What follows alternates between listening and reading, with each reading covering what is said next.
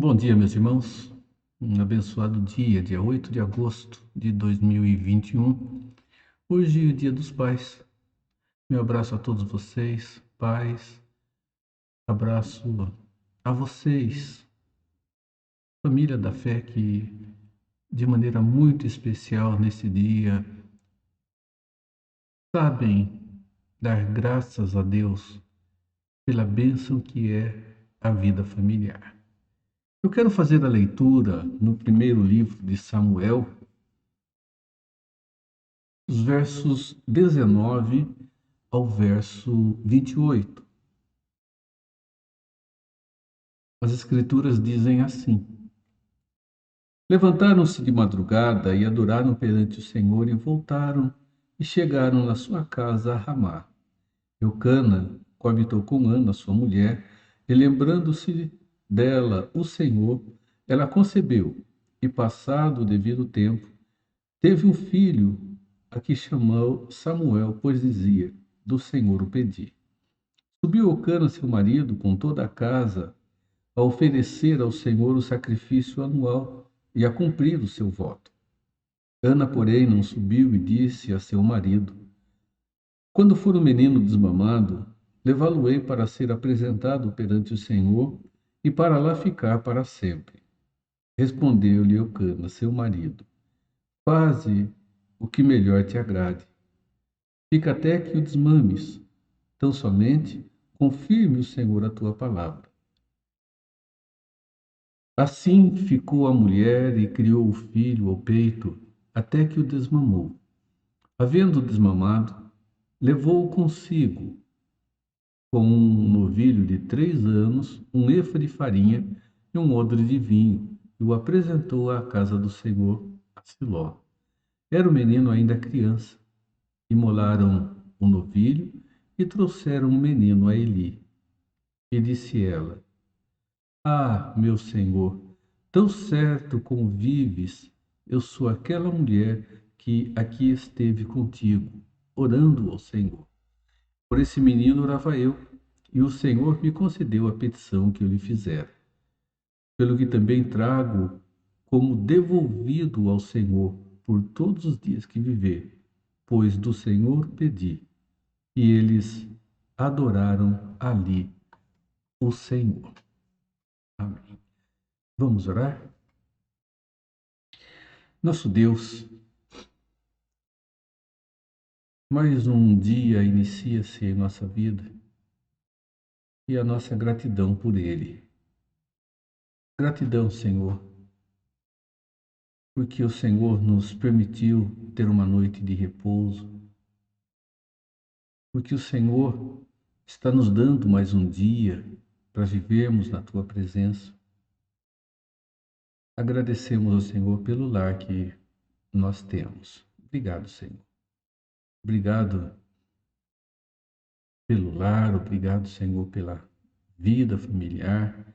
E pedimos, Senhor, que abençoe a cada família, cada pai, cada filho. Que haja, Senhor, no coração de todos, gratidão.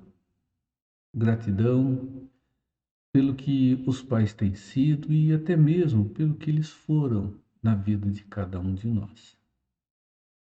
Renove-nos em cuidado no estudo da tua palavra nesta manhã. Nos abençoe. É o que nós te pedimos, Pai. Em nome de Jesus. Amém, Senhor. Vamos louvar ao nosso Deus e daqui a pouco voltamos.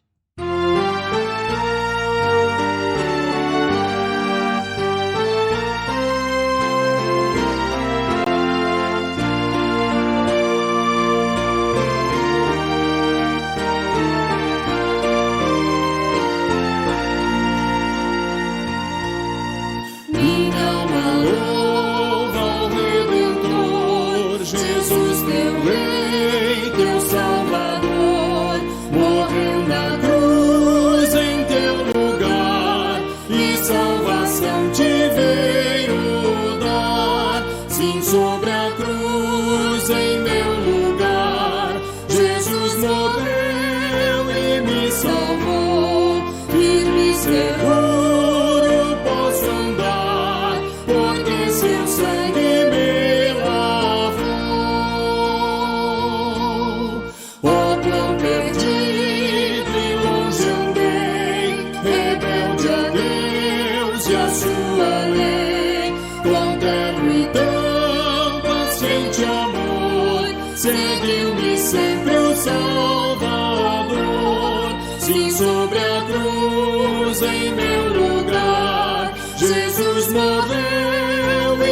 salvou, livre e seguro posso andar, porque seu sangue me lavou. Bendito o dia quando enfim vi Cristo sobre a cruz por mim, vencido por tão grande amor, rendi-me logo ao Salvador. Se sobre a cruz em meu lugar Jesus morreu e me salvou, livre e seguro posso andar, porque seu sangue me lavou.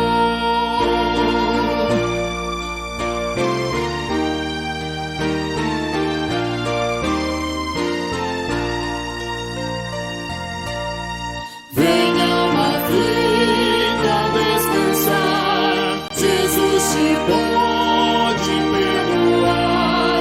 A Ele entrega o coração e Deus será o seu perdão.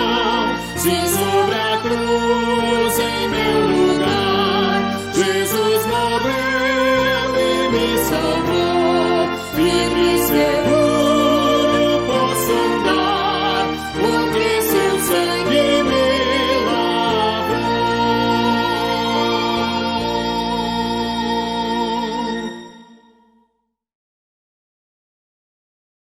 Amém. Nós temos falado um pouquinho sobre o início da monarquia em Israel. Israel entra pela terra de Canaã, não executa aquilo que Deus havia lhes ordenado fazer, que era dominar totalmente a terra, não fazem aquilo que Deus houvera dito a eles. Deus os havia advertido a não se misturarem com os povos daquela terra. Fizeram isso. E, meus irmãos, nós observamos que, desta forma, eles, misturados com os povos que ali viviam, eles enfrentam um período muito difícil. Deus levanta juízes sobre Israel. Esses juízes foram homens que Deus levantou para libertá-los do jugo dos povos vizinhos, que foram os instrumentos da disciplina de Deus sobre eles.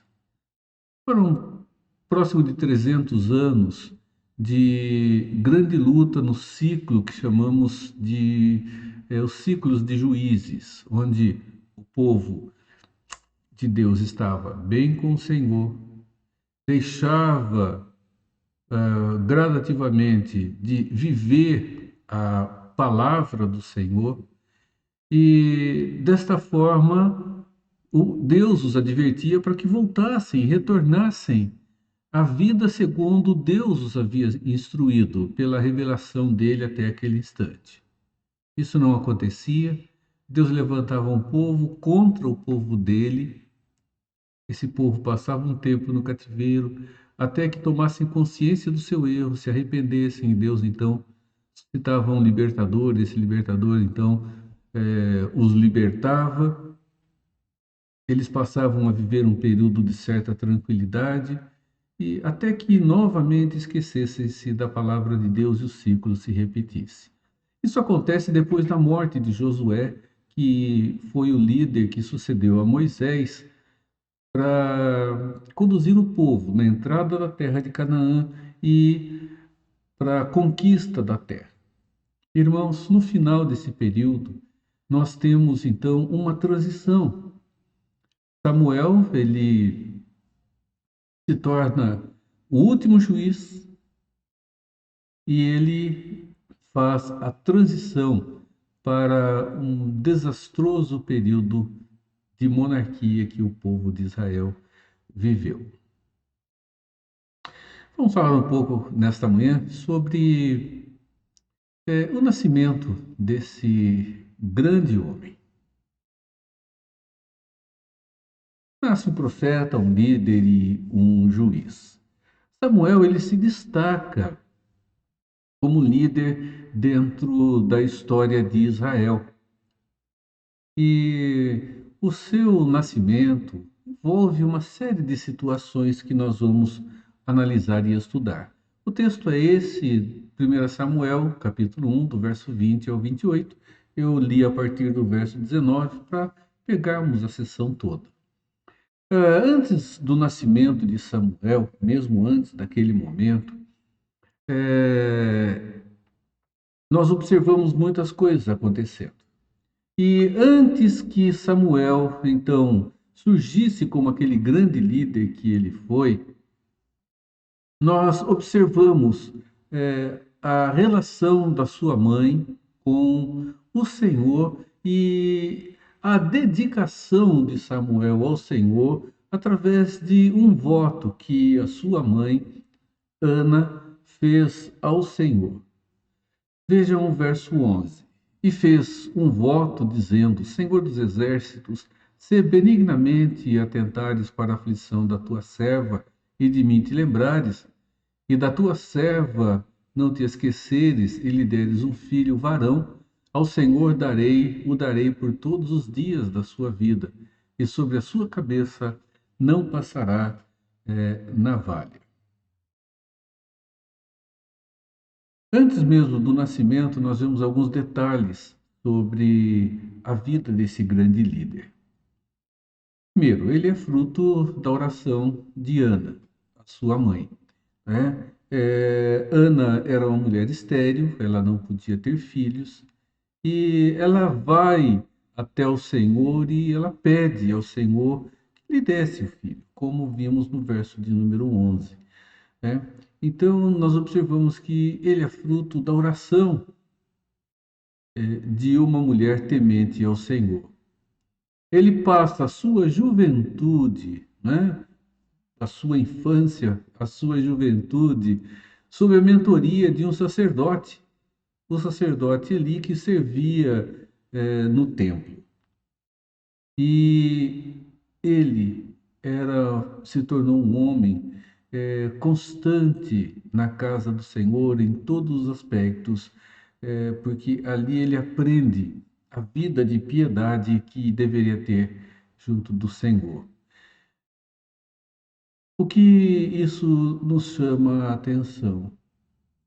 Chama-nos a atenção, meus irmãos, que criar e educar filhos no temor de Deus é uma certeza de que nunca será perdido, nunca será em vão. Ao contrário, trará sempre o resultado desta situação e desse temor como valor para a vida de cada um deles. Vamos estudar um pouquinho? Vamos fazer aqui um apanhado da vida familiar, do ambiente em que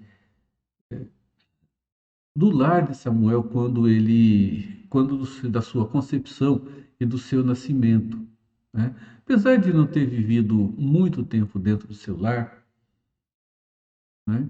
É importante nós observarmos esse ambiente e vemos que não há tanta diferença, ou às vezes nenhuma diferença, com relação ao que nós vivemos hoje.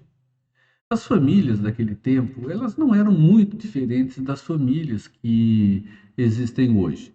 Os problemas que nós enfrentamos hoje, meus irmãos, eles veem-se refletidos de uma maneira direta também no passado, nos tempos bíblicos.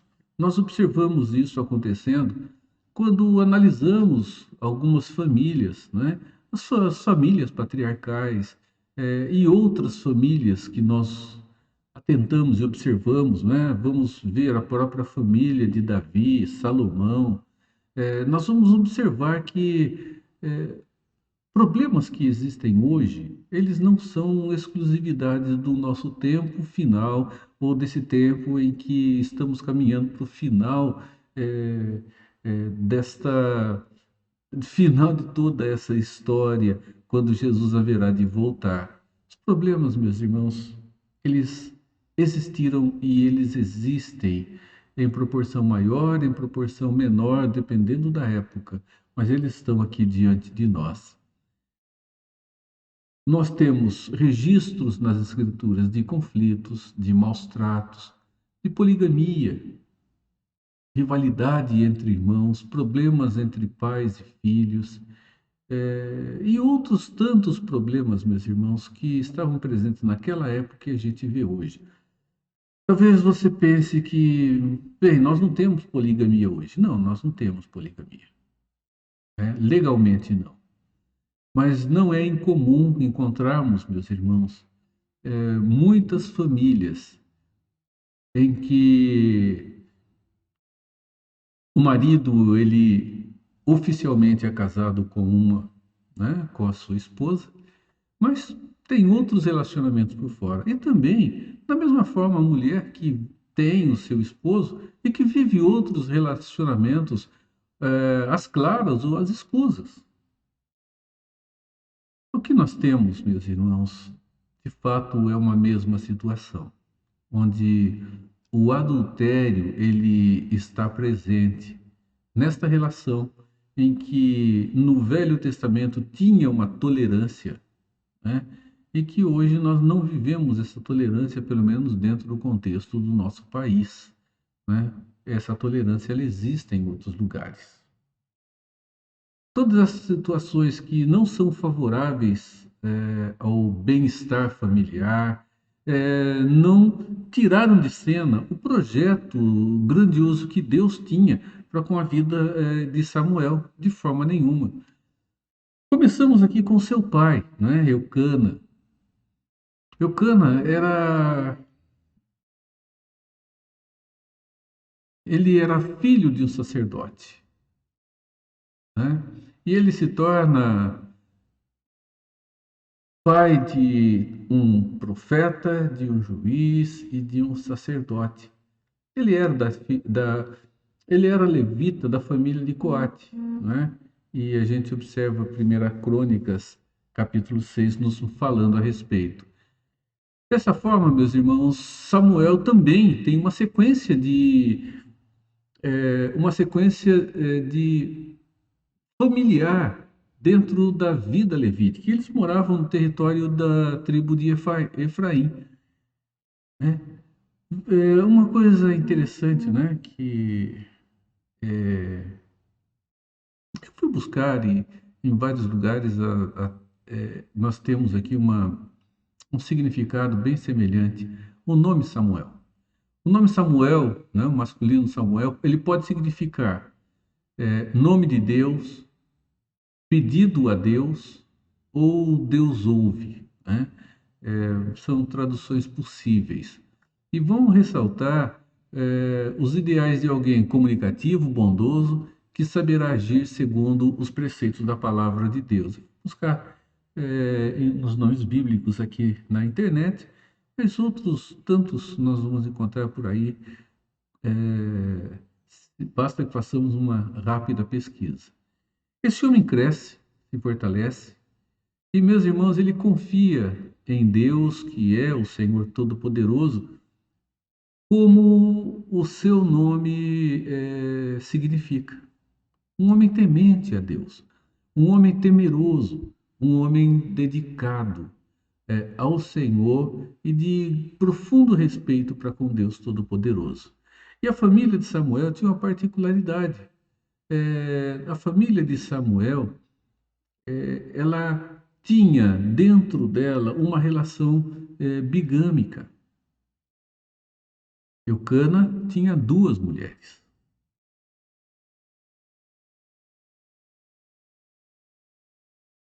Essas mulheres eram Ana e Penina. Tinha ele 2 mulheres, uma se chamava Ana e a outra Penina. Penina tinha filhos, Ana, porém, não os tinha. É uma prática, meus irmãos, que tinha sua tolerância, mas é uma prática que feria os princípios da palavra de Deus. O ideal de Deus para a vida familiar Não é, meus irmãos, um marido ter 2, 3, 4, 5 esposas. E nem o inverso, né? Uma mulher ter 2, 3, 4, 5 maridos. Parece um pouco estranho falar em mulher ter maridos, né? Como eu disse anteriormente, oficialmente nós não temos aprovada a relação bigâmica ou poligâmica dentro do nosso país. Mas não, nós observamos que às vezes a prática acontece, ou até mesmo a pessoa ela não tem oficialmente nenhuma relação de casamento, mas tem relacionamentos praticamente conjugais com mais de uma pessoa. Isso nós, com frequência, vemos acontecer, né? Tamanha a desvalorização da relação familiar, segundo o que a palavra de Deus nos apresenta. Quando da criação do homem e da mulher, Deus disse: por isso deixa o homem pai e mãe, se une à sua mulher, tornando esses dois uma só carne. E nós observamos Jesus falando sobre isso também. Por essa causa deixará o homem pai e mãe, se unirá à mulher, tornando-se os dois uma só carne, de modo que já não são dois, porém uma só carne. Portanto, o que Deus juntou, não o separe o homem. Embora a tolerância ela existisse, a lei ela permitia essa tolerância, não é? Nós vamos ver que sempre que ela existiu, as consequências não foram boas. O resultado não foi bom. O resultado não foi positivo para aqueles que praticavam esta forma de vivência familiar. Se o Senhor tiver, se um homem tiver duas mulheres, uma quem ama e a outra quem aborrece, e uma e outra lhe derem filhos, o primogênito for da aborrecida, no dia em que fizer herdar a seus filhos aquilo que possuir, não poderá dar a primogenitura ao filho da amada, preferindo-o ao filho da aborrecida, que é o primogênito. Mas ao filho da aborrecida reconhecerá por primogênito, dando-lhe dobrada porção de tudo quanto possuir, porquanto aquele é o primogênito do seu vigor. O direito da primogenitura é dele. Deus ele tolerava, porque na caminhada que o povo do Senhor teve, ele, por causa do pecado, ele acabou se desviando para caminhos que não eram caminhos positivos. E, meus irmãos, Deus aqui, ele não está endossando a poligamia. Não é o que Deus está fazendo. Deus não está aqui avalizando embaixo a poligamia. Ele não está dizendo que a poligamia, a monogamia, a bigamia, agora ela é normal. Não é normal. O que Deus está fazendo aqui no texto em que acabamos de ler é defender o direito daquele que não teve nada a ver com a atitude dos seus pais. O direito do filho. E veja como é interessante, ele diz que se o filho for da amada ou da aborrecida, é interessante porque Jesus diz que nós não conseguimos ter o coração em dois lugares ao mesmo tempo. Ou amamos um e aborrecemos outro, ou amamos outro e aborrecemos um. E o que Deus está fazendo? Ele está fazendo com que seja justo, com que a justiça aconteça. Se o filho mais velho for daquela que era a que ele não amava, mas que consentiu casar-se com ela e ter filho com ela, se o filho dela fosse o primeiro a nascer, o primogênito, então não deveria dar o direito de primogenitura àquele que veio da pessoa que ele amava e amava muito, mas que não era o primogênito. Deus não está endossando a bigamia, meus irmãos. Ele está defendendo o direito dos filhos que nasceram e que tem que ser assegurado diante do ato do seu pai com as suas esposas. É um ato de justiça que Deus está manifestando aqui. Nós temos isso acontecendo na vida de alguns líderes da Bíblia, não a questão do direito à primogenitura, mas a situação, meus irmãos, de ter mais de uma esposa. Temos aí Gideão, Abraão, Jacó, Davi, Salomão, temos esses exemplos. Essa prática, meus irmãos, da bigamia, ela trouxe um problema para a vida familiar de Eucana. Eles viram lutas por causa disso. Ele amava muito a Ana, a sua esposa. No entanto, estava casado com Penina e isso trazia conflito entre elas, porque era desonroso para uma mulher não conseguir ter os seus filhos. Ana não os tinha, era estéril. Penina os tinha. E o que Penina fazia senão provocar a sua rival familiar pelo fato dela não conseguir conceber e ter filhos dentro da vida, dentro do casamento. Há uma possibilidade, nós não vamos encontrar isso dentro das Escrituras, mas possivelmente o casamento com Penina aconteceu porque Ana não podia ser mãe. Há uma possibilidade disso ter acontecido. Como Ana, a quem Eucana amava, ela não podia dar a ele filhos para a sucessão, então ele se desposa com Penina e passa a ter filhos com ela. Né? E quantos problemas surgiram, meus irmãos? Problemas entre as duas mulheres, isso refletia na vida de Eucana, refletia na vida, com certeza, dos filhos, não há dúvida nenhuma sobre isso. E muito problema surge dentro dos nossos lares pela falta de prudência.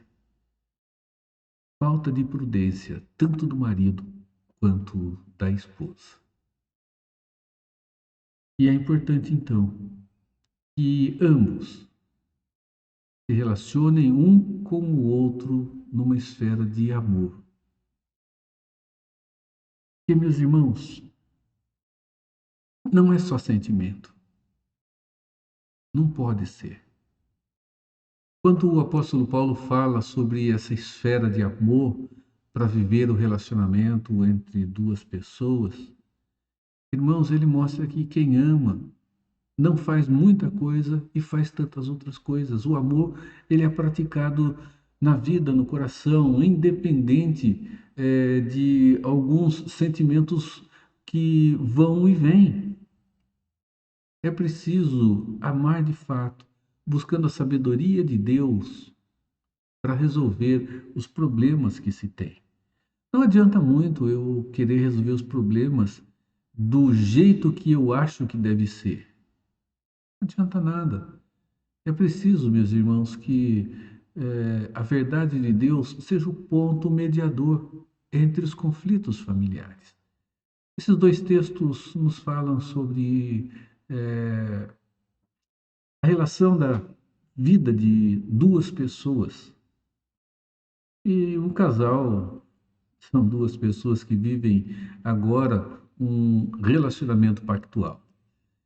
Diz assim: rogo-vos, pois eu, prisioneiro no Senhor, que andeis de modo digno da vocação a que fostes chamados, com toda humildade e mansidão, com longanimidade, suportando-vos uns aos outros em amor. Efésios 4, 1 e 2 e Tiago 1, 5 diz: se porém algum de vós necessita de sabedoria, peça a Deus que a todos dá liberalmente e nada lhes impropera, e ser-lhes-á concedida. Deus é o grande elemento que faz com que as divisões, meus irmãos, elas desapareçam e a unidade aconteça. Apesar de termos essa situação na família de Eucana, a bigamia presente, a família dele era uma família que tinha uma piedade que nós não podemos deixar de lado. Eles tinham um lado que se destacava dentro da vida para com Deus. Eles todo ano, eles iam até Siló e chegavam lá para adorar, chegavam lá para prestar culto a Deus. Eles tinham esse ato de reverência ao Senhor, apesar, meus irmãos, de estarem vivendo o aspecto cultural que Deus advertiu que não deveria ser vivido, que não era da aprovação do próprio Deus. Esse homem subia da sua cidade ano em ano a adorar e sacrificar ao Senhor dos Exércitos em Siló. Estavam ali os dois filhos de Eli, Ofni e Finéias, como sacerdotes do Senhor. Normalmente ele ia para oferecer os seus sacrifícios a Deus. Paulo ele faz uma afirmação muito própria. Ele diz que a piedade em tudo é proveitosa. 1 Timóteo 4:8, na segunda parte do verso.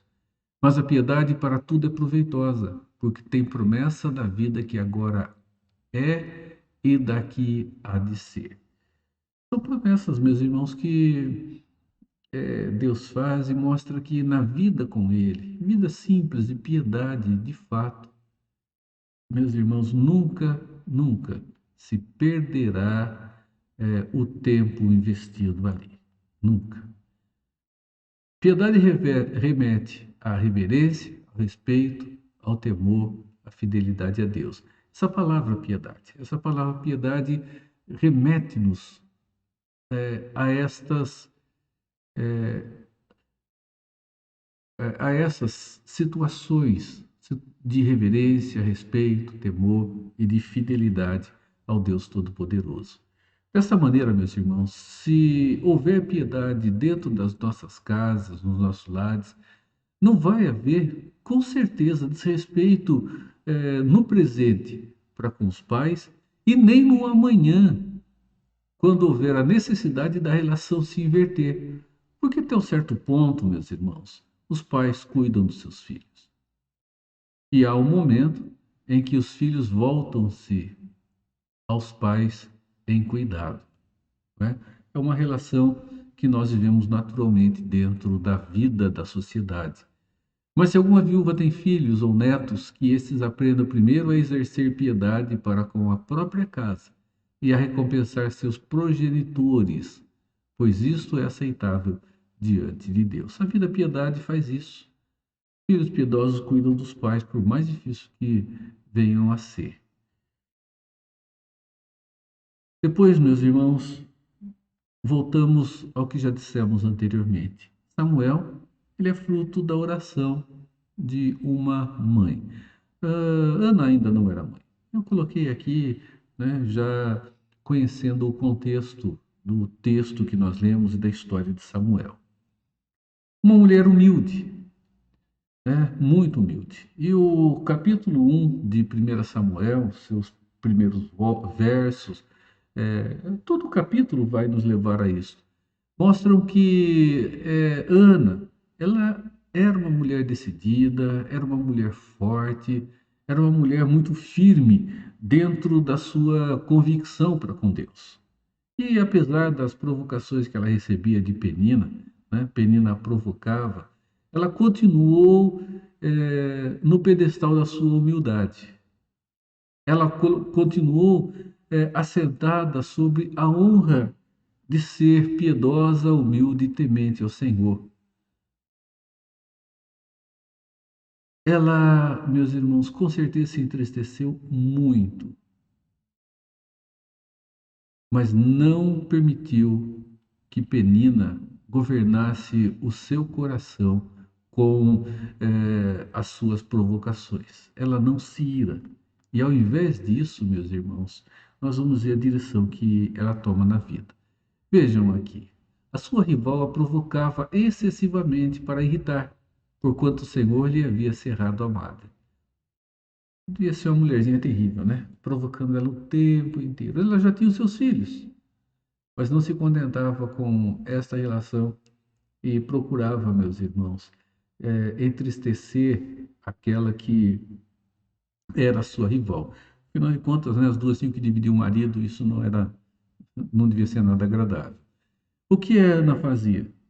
Meus irmãos, ela buscava ao Senhor. Eles subiam à casa do Senhor anualmente e ali Ana se derramava diante de Deus. Após terem comido e bebido em Siló, estando Eli, o sacerdote, assentado numa cadeira junto a um pilar do templo do Senhor, levantou-se Ana e com amargura de alma orou ao Senhor e chorou abundantemente. Versos 9 e 10. Ana, ela se revelou uma mulher profundamente espiritual, uma mulher profundamente piedosa, uma mulher que sempre buscou, pelo registro das Escrituras, sabedoria, meus irmãos, para saber como agir. E é o que nós devemos também pensar e fazer, né? Sermos sábios e prudentes para tomarmos decisões certas em nossas vidas. Ela se torna um exemplo de piedade para cada um de nós. Provérbios 31:30, quando se refere àquela mulher, né, que apresenta-se de forma exemplar ali, diz: enganosa é a graça e vã a formosura, mas a mulher que teme ao Senhor, essa será louvada. Né? Enganosa é a graça, vã é a formosura, o que embeleza de fato a mulher na caminhada da sua vida, porque o dia a dia vai fazer com que muitas coisas na nossa aparência mudem, é a beleza do coração do temor ao Deus Todo-Poderoso. Ana não, em momento nenhum, ela aceitou a provocação de Penina. Em momento nenhum, temos registro disso. Ao invés de fazer isso, ela se coloca diante do Senhor e ela derrama o seu coração diante dele.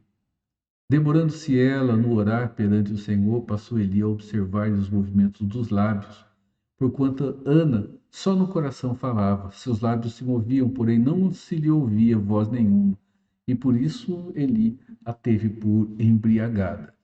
Né? A angústia do seu coração era muito grande. Né? E nós observamos que ela era uma mulher que estava com a sua alma amargurada. Sua alma estava profundamente entristecida.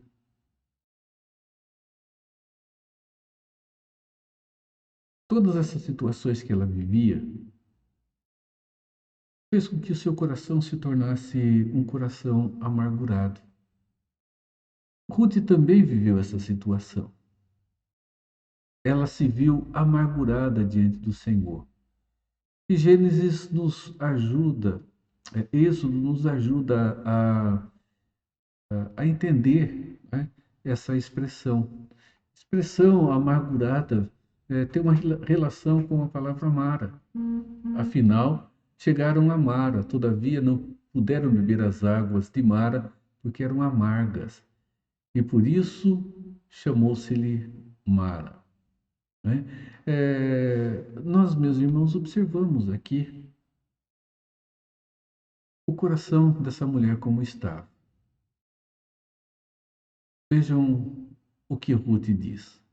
Porém, ela lhes dizia, falando com as suas noras: não me chameis Noemi, chamai-me Mara, porque grande amargura me tem dado o Todo-Poderoso. Ana, ela estava amargurada. Seu coração estava amargo. E nós observamos, meus irmãos, o porquê. O coração dela estava dessa forma porque ela estava frustrada, ela estava desapontada, porque ela não conseguia ter um filho. Ela não conseguia desfrutar da maternidade.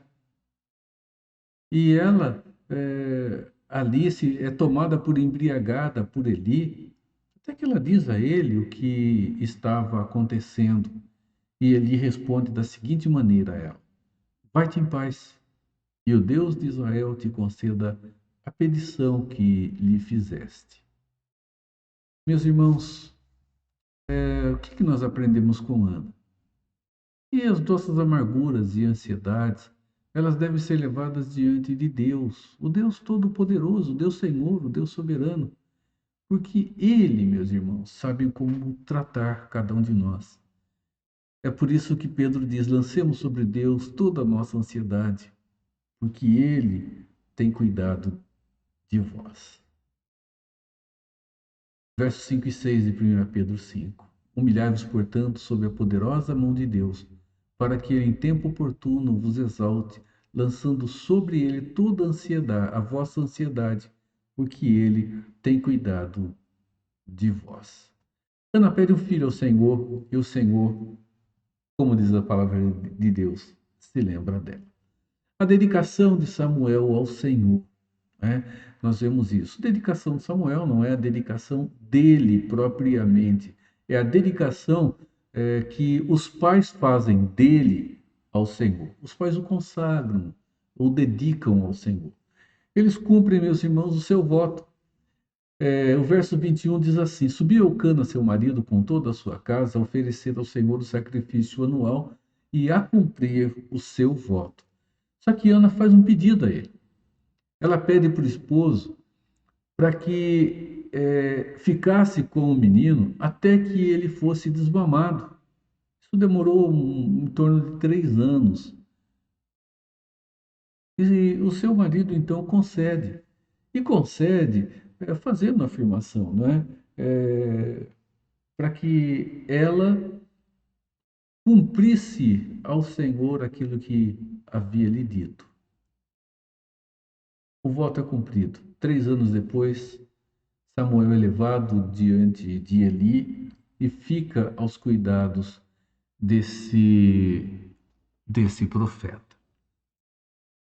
A vida de Ana, Eucana, Penina e Samuel, ela nos ensina muitas coisas, particularmente aqui a vida de Ana. A gente olha Eucana e nós vemos Eucana envolvido com a relação familiar, com a relação social, e a sua vida familiar, ela caminha por esses meios. Provavelmente por não poder ter filho com Ana, ele se desposa de Penina, e isso foi trazer conflito dentro do seu lar. E, afinal de contas, né, nós observamos as Escrituras. Penina, ela abusava da bênção da maternidade para provocar a sua rival. Vivia dessa forma. Eucana, um homem piedoso. Sim, um homem piedoso. E Ana, também uma mulher piedosa. Um casal piedoso, um casal que confiava em Deus. Um casal que vivia a sua vida de adoração, de culto. E Ana mostra, meus irmãos, assim como Eucana, que a vida com Deus, a vida de piedade, ela é proveitosa em todos os aspectos. E ao invés, meus irmãos, de lutar com a rival, ela luta com Deus em seu coração. Sabedoria, segundo a palavra de Deus e a verdade de Deus, é o caminho para resolvermos os conflitos que temos no nosso dia a dia. Meu irmão, minha irmã, que Deus fortaleça a sua vida, que Deus te abençoe, que Deus traga o cuidado tão necessário para caminhar e para a sua vivência dentro do seu lar. Que Deus te abençoe, que Deus te fortaleça em Cristo Jesus. Amém.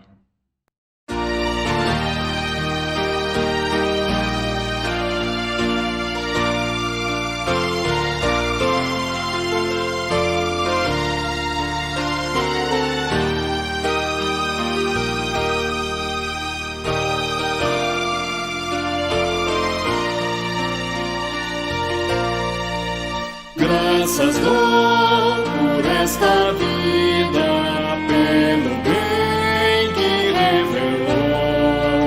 Graças dou pelo futuro e por tudo que passou.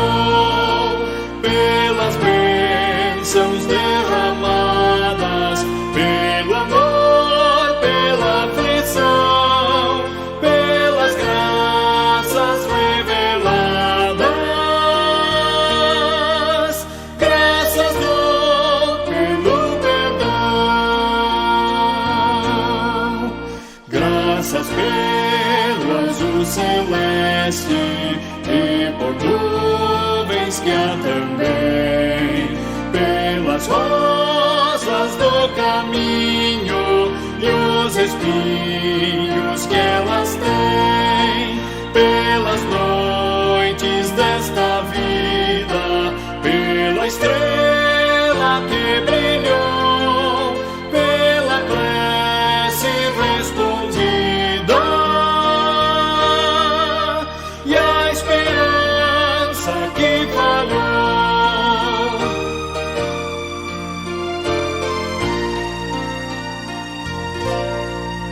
Pela cruz e o sofrimento e a final ressurreição, pelo amor que é sem medida, pela paz no coração, pela lágrima vertida e o consolo que é sem par, pelo dom da eterna vida, sempre graças em dar.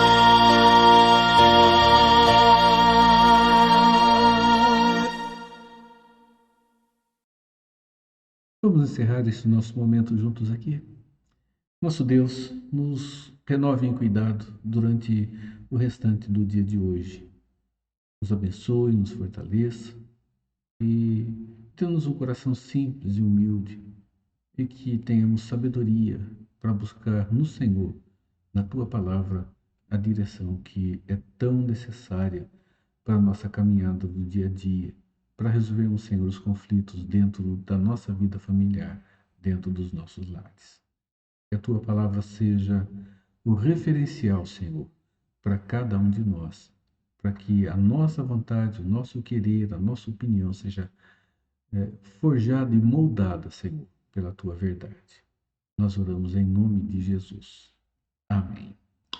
Irmãos, que a graça de Jesus Cristo, o amor de Deus, o nosso Pai, e o consolo do Espírito Santo seja com a sua família, seja com todo o povo de Deus, agora e sempre. Amém. Amém.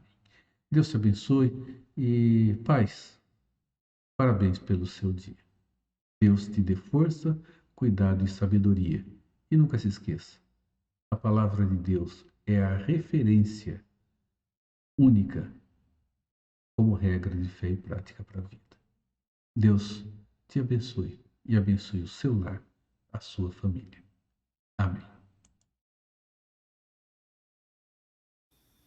Tenho um grande amigo, meu amigo do coração. É meu pai querido, como ele não há não. Um pai nosso amigo, que nos ame e a valer. É o tesouro mais querido que um filho pode querer. Essa homenagem é para o Dia dos Pais.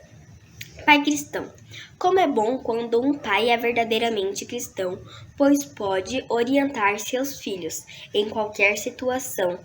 Um pai cristão, mesmo pobre, tem muito a oferecer, pois busca sempre em Deus sabedoria e poder. Paternidade é uma bênção, um presente da vida. E vocês são os exemplos dessa missão bem vivida. Feliz Dia dos Pais! Pai, nós te amamos muito e que Deus te abençoe. Feliz Dia do Pai! Hoje é um dia especial, que seu destaque merece, por ser o Dia dos Pais. Todo bom filho agradece, pela vida, pelo pão, pelo carinho. Sobretudo lhe agradece, por ensinar o bom carinho. Papai, eu te amo. Feliz Dia dos Pais para todos os papais. Papai, te amo. Papai, te amo. Pai, você sempre me inspirou muito, sempre foi meu herói nas piores horas, sempre foi paciente e amiga. Te amo, pai. Papai, nós te amamos. Desejo um feliz Dia dos Pais para todos os pais da nossa igreja e para o meu pai também. Feliz Dia dos Pais!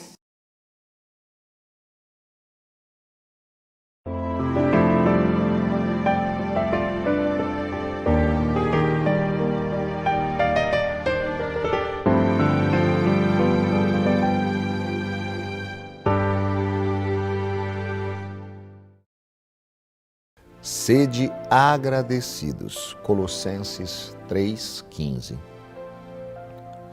No livro Jeito Harvard de Ser Feliz, Shawn Ashore, um psicólogo que leciona na famosa Universidade de Harvard, sugere que podemos treinar nossos cérebros para nos tornarmos mais agradecidos, reservando apenas 5 minutos por dia para praticar a gratidão.